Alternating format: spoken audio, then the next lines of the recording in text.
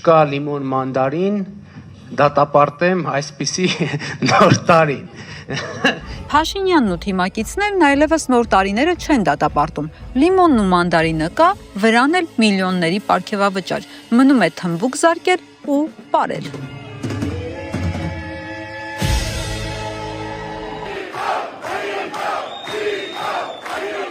Լսենք անդիմադիր Փաշինյանին։ Տիկնայք եւ պարոնայք, Հայաստանում այսօր 1.146.000 մարդ պաշտոնական վիճակագրությամբ աղքատ է, ու այդ մարդիկ ամեն օր լուրի են սպասում, թե ինչ կանի այսպես կոչված քաղաքական էլիտեն իրենց հուսահատության ճիրաններից ազատելու համար։ Եվ այսօր նրանք կստանան ճակերտավոր բարի լուրը, որ քաղաքական էլիտան որոշել է բարձրացնել ինքն իր աշխատավարձը։ Ինչ է սա, եթե ոչ ցինիզմ, աղքատության, արտագաղթի ու հուսահատության ֆոնին։ Սա ոչ այլ ինչ է, քան ցինիզմ։ Իշխանություն դառնալուց հետո նույն Փաշինյանը աղքատության ու արտագաղթի ֆոնին ամանորին ինքն իրեն պարգևատրել է 11.5 միլիոն դրամ։ Ես ինքս ինձ չեմ պարգևատրել, պետական որոշման շրջանակներում ես ամսական, եթե չեմ սխալվում, 1.5 միլիոն դրամի չափով վարձատրության ավելացում եմ ունեցել։ Նախարարներին 6-ից 7 միլիոն դրամ, փոխնախարարներին 3-4 միլիոն դրամ, ու դա արդեն ցինիզմ չէ։ Մոտավորապես 7 միլիոն, եթե չեմ սխալվում, հարկերը հանած 6-ից 7 միլիոնի կարգի, բայց ճշգրտված կներկայացնեմ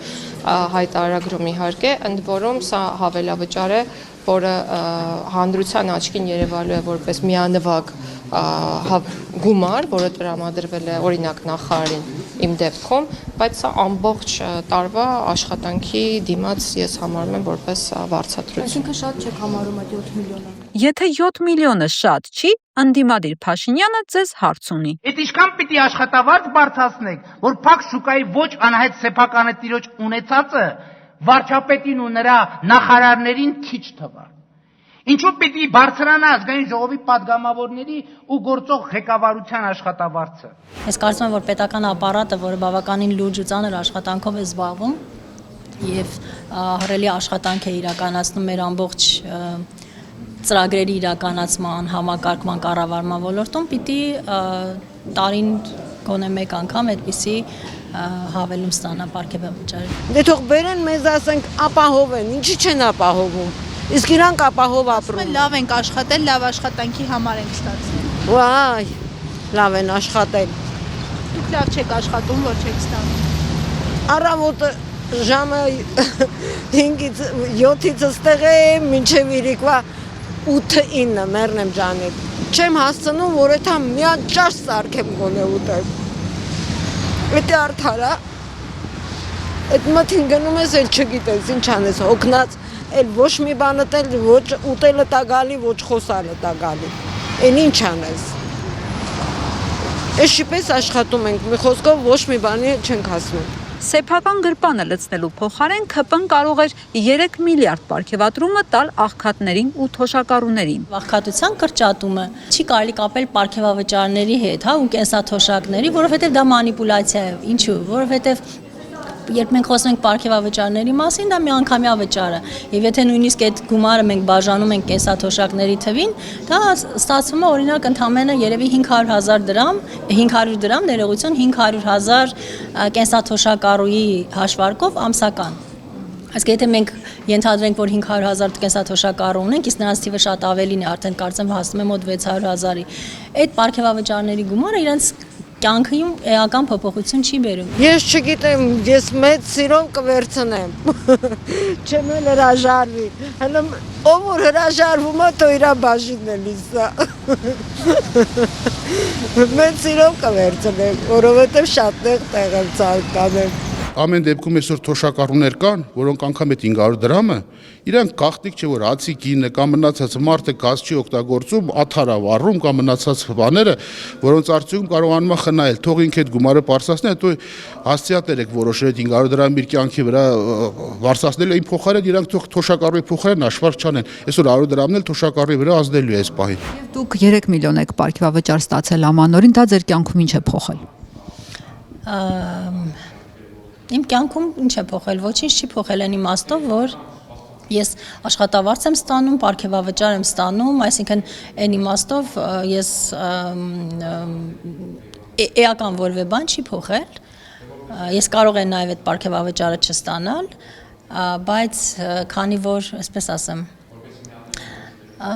Մենք ասենք, բայց քանի որ տվել են, ստիպված կծախսի։ Այս 3 միլիոնը ոչինչ չեմ արել։ Նկատի ունեմ իմ բանկային հաշվին այդ 3 միլիոնը հիմնականում որևէ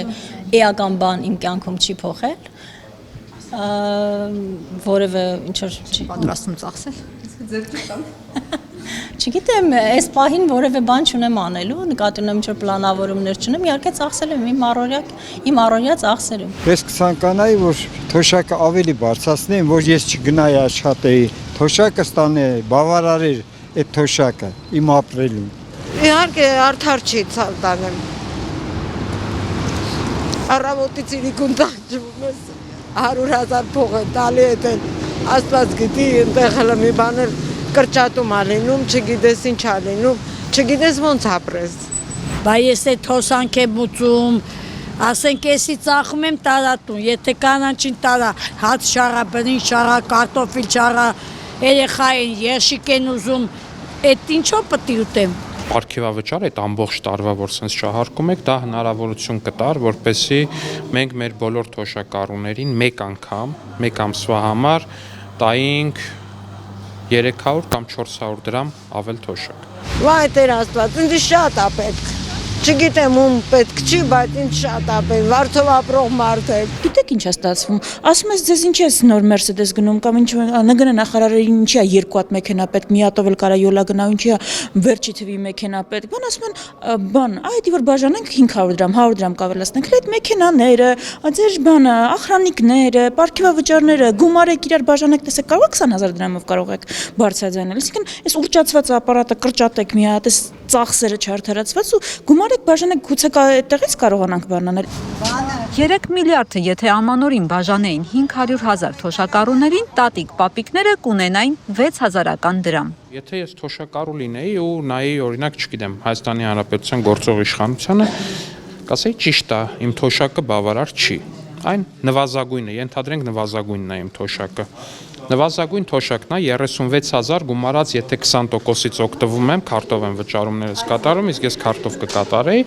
43000 դրամ է մոտավորապես։ Հա, շատ չի, իդեալական չի, միանշանակ քիչ է, պետք է բարձրացնեն, էլի պիտի բարձրացնեն, բայց կհիշեի, որ 18 թվին իմ նույն թոշակը ընդամենը 16000 դրամ էր նվազագույն։ Թոշակը 36000 դրամ է, բայց 36000-ը էդի вообще